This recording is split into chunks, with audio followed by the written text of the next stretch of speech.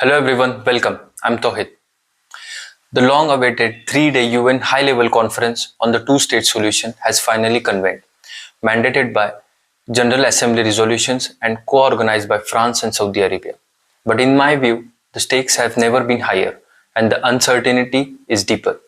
The conference held from the July 28 to 30 brought together UN member states, observers and regional actors. It features plenaries and thematic roundtables on security, humanitarian response, reconstruction and making a Palestinian state economically viable. Secretary General Antonio Guterres warned at the pre-opening, this conflict is at a breaking point. It has defied diplomacy, resolutions and international law. But he insisted it is not inevitable and urged political will to make this conference a genuine turning point towards ending occupation and realizing a two-state solution. Let's be clear, UN institutions are currently under scrutiny. More and more, they feel like arenas for blame and speeches, not action. After the Russia-Ukraine, the Israel-Palestine-Gaza war, powerful states seem selectively subject to international law. UN's role in maintaining global peace appears eroded. But here again is a moment to prove its relevance. This conference had potential to change that. But potential means nothing without outcomes. France is leading a push for broader recognition of Palestine, even releasing 2 billion euros to the Palestinian Authority and pressuring Israel to halt settlement activities. Yet, Israel and the US, both Permanent Security Council members, boycotted the event, calling it unproductive and ill-timed, a publicity stunt. Israel's parliament has approved a symbolic measure calling for the annexation of occupied West Bank. The Knesset lawmakers voted in favor of the motion, a non-binding vote which calls for applying Israel's sovereignty to Judea, Samaria, and the Jordan Valley, the Israel terms for the area. For the first time, two of Israel's own leading human rights organizations have publicly accused their government of committing genocide in Gaza. This is not hidden. It is happening in the broad daylight with open support from the United States. Israel's relentless assault on the Gaza is not limited to bombs and bullets. It involves the systematic mass killing of civilians not only through direct military strikes but also by creating conditions unfit for human survival. Entire neighborhoods have been flattened, water and power systems destroyed, Gaza's social fabric has been ripped apart, thousands have been arbitrarily detained, abused and displaced. What is unfolding amounts to nothing less than ethnic cleansing. One of the most devastating aspects of this war is Israel's use of food as a weapon. People are being deliberately starved.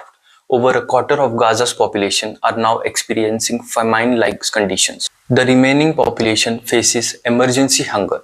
More than 320,000 children under 5 are at risk of acute malnutrition. Thousands are already suffering from the deadliest form, severe acute malnutrition. 1 in every 3 people in Gaza is going days without eating. Infants lack access to breast milk substitutes, clean water, or therapeutic feeding. Gaza needs over 62,000 metric tons of food per month for basic humanitarian survival. But aid deliveries are nowhere near that scale. Nutrition services have collapsed entirely. The World Food Programme has food, trained staff, and the logistic ready to operate at scale. But it cannot act because Israel and by extension its allies block humanitarian access. Other aid groups face the same restrictions. US President Donald Trump complained that no one thanked him for sending aid to Gaza. He failed to mention that the famine was not a natural disaster. It was a man-made policy. He forgot to say that over 1,000 Palestinians were shot dead while waiting for food, targeted during what was supposed to be a humanitarian aid. People went there only because they were starving and they were met with bullets.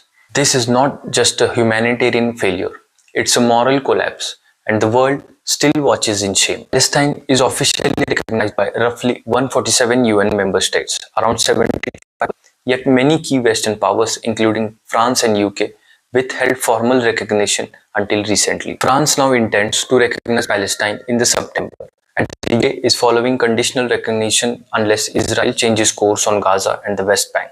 These gestures could tilt diplomatic leverage, but critics warn they may amount to symbolic gesture diplomacy that doesn't guarantee real political change or humanitarian relief. Despite its high-level trapping, This conference faces deep limitations. With Israel and the US absent, political blockage remains severe. Without the political and military influence, any roadmap risks irrelevance. And trust is fraying. Each passing days erodes institutions and trust in diplomacy itself, as Guterres warned. Still, the event assembled over 125 countries united behind a declaration advocating a phased roadmap to Palestinian statehood, ending the war, stabilizing governance, and protecting sovereignty alongside Israel. But even serious words aren't enough. In my view, this conference is a decisive test for the UN's credibility and for global diplomacy. France and Saudi Arabia deserves credit for organizing it. Guterres was right to underscore urgency. Recognition of momentum matters. But we must ask, will this produce visible, irreversible change or vanish it into another round of rhetoric? If major powers refuse to engage, if recognition remains conditional and enforcement absent, this could be remembered as a symbolic failure rather than turning point. Still, if this conference leads to genuine pressure on Israel to negotiate, lift humanitarian blockade, and empower Palestinian sovereignty, then perhaps its promise will be fulfilled.